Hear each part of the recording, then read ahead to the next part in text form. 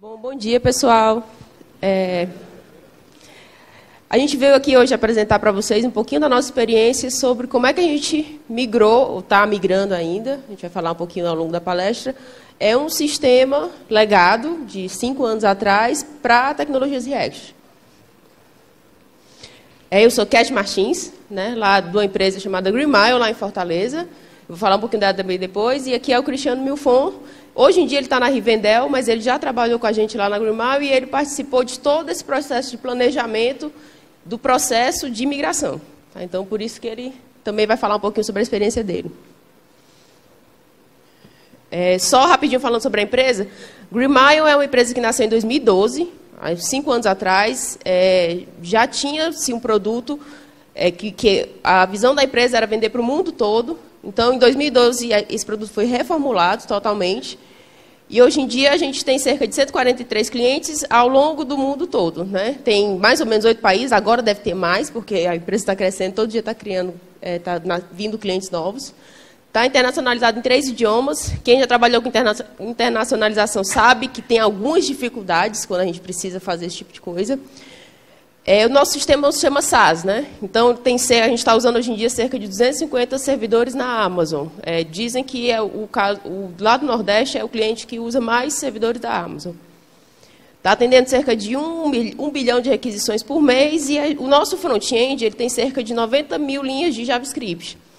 Mas a gente não faz CRUD, né? A gente não está contabilizando CRUD aí dentro, que a gente tem uma engine que monta os CRUDs automaticamente. Então, são 90 mil linhas de JavaScript escrito pela gente. Bom, como eu falei, o sistema é de 2012. Né? Então, as tecnologias que foram usadas foram as melhores de 2012, 5 anos atrás. Então, ele ainda tem um pouquinho de backbone, que na época era um dos melhores frameworks do mercado, era o mais estável, era o que estava no topo do ranking em todas as avaliações.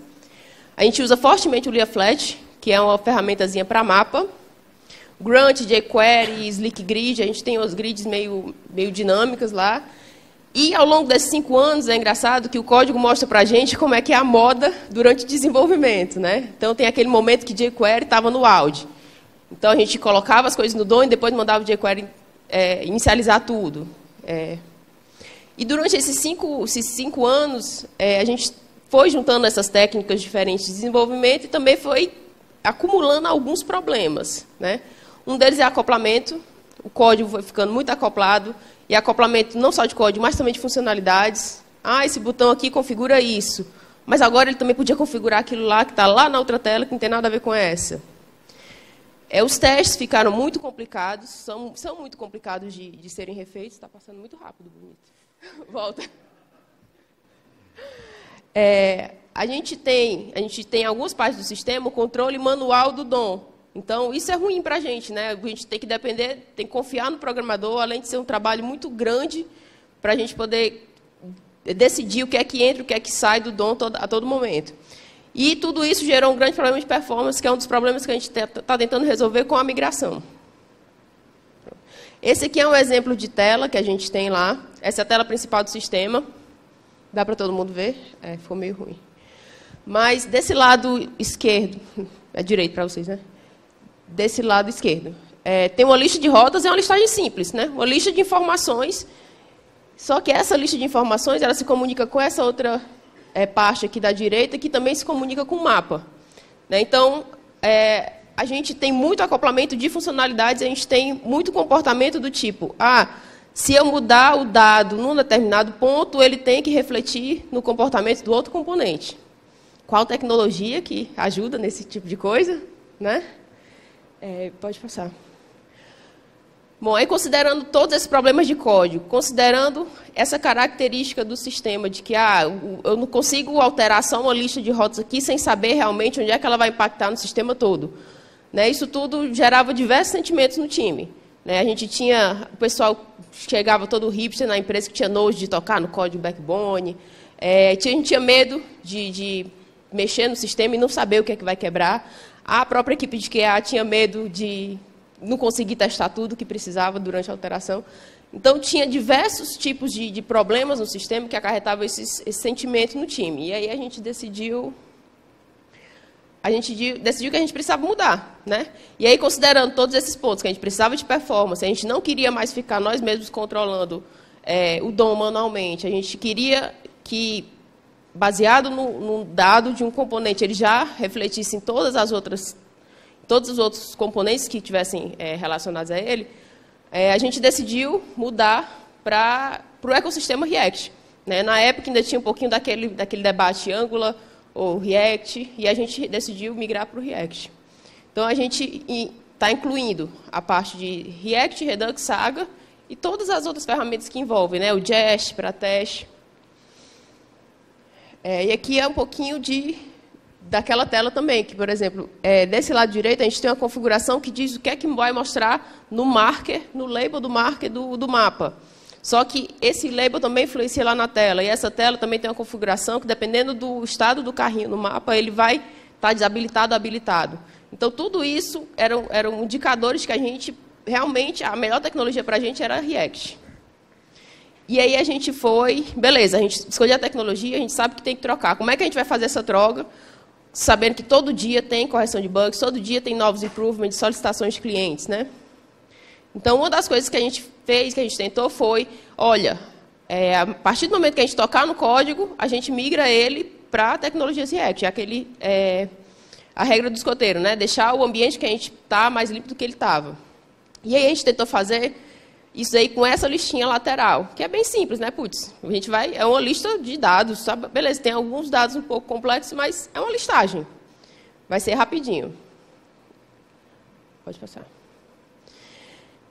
A gente fez isso com essa tela. A gente teve, desde 2016, né, de dezembro de 2016, a gente está 299 dias sem problemas nessa tela, nessa parte, que era realmente a parte que toda semana tinha algum reporte de bugs, e era a primeira tela do sistema, então todo mundo via logo de cara.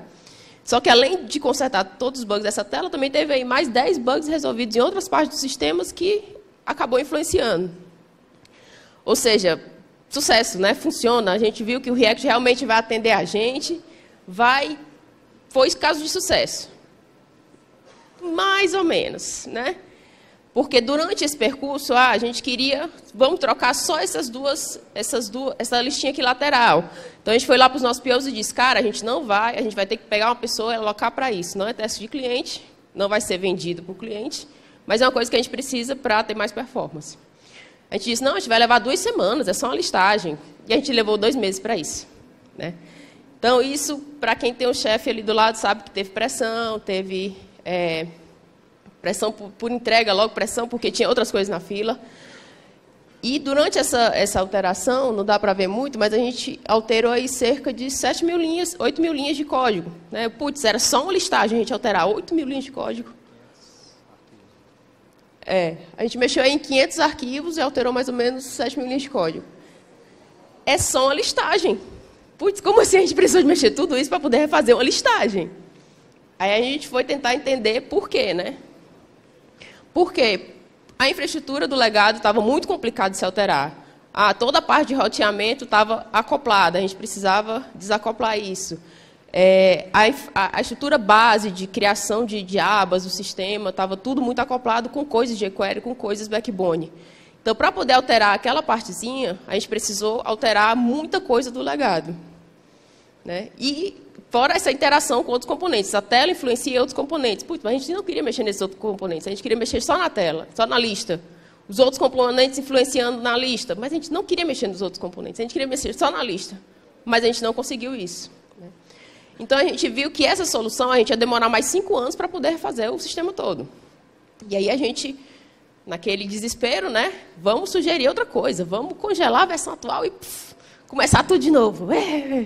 Melhores técnicas e tal. Aí, os POs chegam para a gente e dizem, não, né? Porque é arriscado demais. A gente sugeriu para eles que a gente tinha, em teoria, 6 meses para fazer melhorias.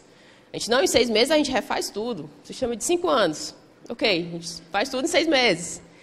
E ele, sensatamente, disse, não, né? Não dá, é muito arriscado. E foi aí que a gente pensou numa outra solução, que é a solução 3, que o Milfon vai falar um pouquinho sobre isso. Bom, pessoal, então vocês viram a complexidade que foi mexer numa lista. Como está muito acoplado e os componentes eles se interagem. Esse sistema quase não tem CRUD. Quase o usuário não usa CRUD. É um sistema muito de integração com outras... É um sistema de monitoramento de rotas, de logística. Então, é mais de integração. Quase não tem CRUDs. Todas as telas elas são muito acopladas. Ainda abre um CRUD ali e ele ainda interfere naquela lista de rotas, se você alterar qualquer configuração. Então, tem esse nível de acoplamento. A gente teve que mexer no setup inteiro de build do backbone para poder introduzir o React, introduzir como buildar, etc. Então, a gente sentou e não, vamos fazer então uma proposta não tão ousada de reescrever tudo, porque isso não existe mais na indústria, né? Todo mundo já tem seu sistema, seu legadão, e precisa evoluir, não dá para parar e fazer tudo. Então, o que foi que a gente fez? Vamos escolher, baseado em dados, quais são as telas mais utilizadas no sistema, Pareto. Então, a gente viu lá, 2 telas principais são utilizadas quase 90% do tempo dos usuários. Então, tinha um cliente só nosso que tinha quase 5.000 usuários usando. Então, a gente vai impactar muito a vida desse pessoal, porque o sistema, só para vocês terem uma ideia, tinha um momento do dia que a aba estava com 2 GB, a aba do Chrome. O cara o dia inteiro ali, só recebendo coordenadas, atualizações, manipulando. Pô, tinha uma hora que ele tinha que dar refresh, às vezes matar o browser, porque não conseguia dar refresh. Então, a gente tinha como entregar valor imediato e garantir o nosso divertimento, né? Reescrevendo para React.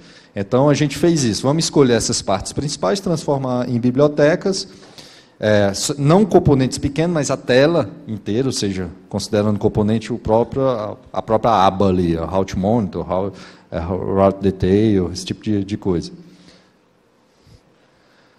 Bom, a gente foi investigar, né, com os dados que a gente tinha de analytics e tal. A gente viu que tinha 19 telas com mapas e toolbars, são os principais componentes. É muito baseado em mapa. Então, a gente tem um Form Builder, como a Cat tinha citado, os CRUDs são gerados automaticamente. Quem trabalha com RP já deve ter visto isso, né? As definições são feitas no banco, são gravadas no banco. Então, esse engine recebe essas definições, montam as telas e o CRUD é meu padrãozinho, aquele CRUD Delphi lá do desktop, né? Formulário, botão, salvar, editar, bem padrão. Mas a gente quase não tem CRUD feito na unha, feito na mão. E a gente viu que as telas customizadas que a gente tem, ou seja, que não são feitas com essa engine, todas elas, praticamente, têm mapas. Então, a gente pegou as 2 principais, com base no Analytics, e vamos trabalhar em cima delas, vamos transformar elas primeiro. Aqui, a primeira escolhida, a mais crítica que a gente viu, foi o detalhe da rota, né? O Route Detail. Essa tela é bem importante para o cara que fica monitorando a rota.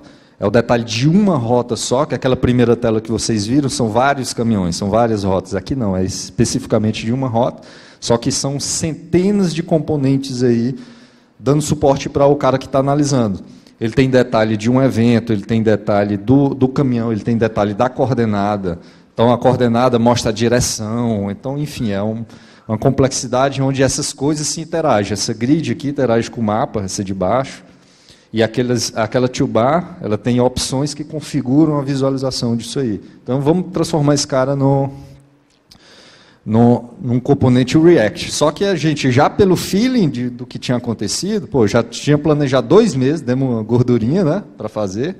Só que já estava em 3 meses. E pelo feeling, isso vai demorar muito tempo para a gente fazer isso. Então, sentimos mais um problema de acoplamento que está no legado atual. Então, sentamos e fomos estudar um intermediário entre transformar um componente inteiro ou que estava vendo que não estava dando sorte, ou pensar no seguinte: qual é o grande problema? É o acoplamento do backbone, está muito difícil de colocar pequenos Reacts, pequenos universos de React dentro dele. A gente já tinha 2 Redux nessa brincadeira, trabalhando de forma desintegrada. Qual foi o mecanismo que nós fizemos em código para se comunicar com o legado? O legado cuspia um dispatch lá, exporta o store globalmente. Então, em algum lugar, aqueles projetos de jQuery, né? Em algum lugar ele acha ali o store e dá um dispatch. Aí o React, opa, agora entrou no meu universo, altera as coisas. Então, vamos fazer o seguinte, vamos vamos inverter um pouco a forma de pensar. Ao invés de estar o backbone controlando tudo isso, vamos fazer uma casca com o React. O React Router assume as requisições, mantivemos até o cerquilha lá para manter o legado, as URLs que já tinham. E agora o React vai controlar isso, e ele que vai agora encontrar, disparar as coisas para o backbone, ou seja, o router pega a requisição, chama o router, um controller do backbone e dispara para o backbone. Por que é que ele chama um controller? Algumas telas não precisaram, chamava direto os componentes, as views do backbone, mas porque tinha código de negócio também, aquela coisa de legado, né? Tinha código de negócio dentro do controller, então tinha que chamar o controle especificamente. Então, a estratégia que a gente encontrou a melhor velocidade foi inverte o controle, ou seja, eu faço um React e agora eu vou colocar o legado dentro dele, usando um package Node normal para cada componente, e eu vou importando o legado dentro do React. Então, foi uma forma mais saudável de fazer essa migração. Você tem um custo-benefício melhor do que pegar uma aplicação legada e introduzindo pequenos Reacts dentro, até porque a gente tinha escolhido o Redux. O Redux, o ideal é ter um storage só. Então, a gente já tinha 2, por exemplo, naquela altura. Já tinha 2 Redux. Então, vamos fazer o seguinte, vamos fazer um React, um Redux, e agora a gente vai injetando pequenos legados. É o contrário agora, eu vou colocando o legado aqui, cada URL despacha um controller do backbone e deixa ele fazer a vida que já estava. Então, a gente deu uma pausa naquela branch lá, refazendo aquele componente, fizemos essa outra para voltar para aquele componente já sendo integrado dentro de uma app React, ao invés de ser integrado no app Backbone, e o Backbone ser injetado. Então, congelamos as coisas novas do Backbone, mas apesar que não é bem congelado, ou seja, o Backbone continua com certa evolução, porque surge alguma feature nova numa tela que já está feita com Backbone, a gente vê que não compensa fazer pedaço dela, demorava muito. Então é melhor, incrementa isso aqui naquela tela que está com Backbone, faz ainda com jQuery, Backbone, Slick Grid, etc. Mas features novas, ou seja, módulos novos aí já vão nascer no React. E aos poucos a gente vai reescrevendo. Eu digo a gente ainda porque ainda não tirei, ela não tirou minha permissão ainda do GitHub. Aí eu estou lá ajudando ainda. Bom, então as lições aprendidas nesse projeto, né, nessa migração, né, na verdade não é bem uma migração, uma evolução desse legado. A Cat falou que foi em 2012, mas já tinha todo um histórico dessa aplicação, porque ela foi feita uma versão nova web em 2012, mas a empresa é mais antiga, tinha outros produtos que eles tinham lá, que faziam a mesma coisa, ele foi só aumentado, né, incrementado. Então, as lições aprendidas foi, se eu fosse começar hoje já com essa experiência, o que é que eu faria no novo cliente? Inverte, a aplicação é React, ou seja, foi isso que a gente aprendeu, e injeta o legado nela. É muito mais simples hoje, porque o mindset do React, do Vue, desses frameworks novos, é de pequenos componentes e acoplar as coisas à medida que for possível. Antigamente o mindset era outro, né? Eu escolhi Angular, eu morro com ele. Não dá para integrar. Hoje eu consigo fazer uma aplicação com 3 frameworks, se eu quiser. Antes isso era impossível. Então é muito mais simples hoje. Faz em React e injeta o legado, do que o contrário. Mas ainda injetar pequenos universos React, uma coisa que faça sentido, como aquela lista de rotas, eu faria isso de novo. A gente, desde o começo, tem ambiente de CI e CD automatizados. Foi uma grande vantagem para a nossa implantação. A gente não precisou construir isso. Hoje eu estou trabalhando na Rivendell, aqui de São Paulo, e eu estou trabalhando como consultor agora. Então eu chego no cliente, não tenho isso automatizado. Cada um trabalho desgraçado. Você pega um legado e não tem CI e CD automatizado, não mexe em código enquanto não resolve isso aí. Conselho, não mexe no código. Você vai ter só mais trabalho. Então, resolve isso aí primeiro, prepara todo o ambiente build desse projeto e cai para cima. E testes. Só que testes seguindo Pareto. A gente escolhe o que é 80% de uso e tenta cobrir 100%.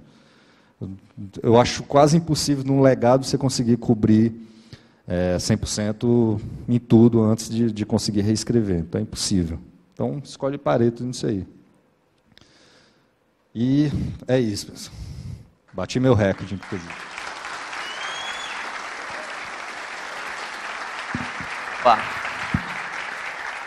Isso aí, obrigado, gente.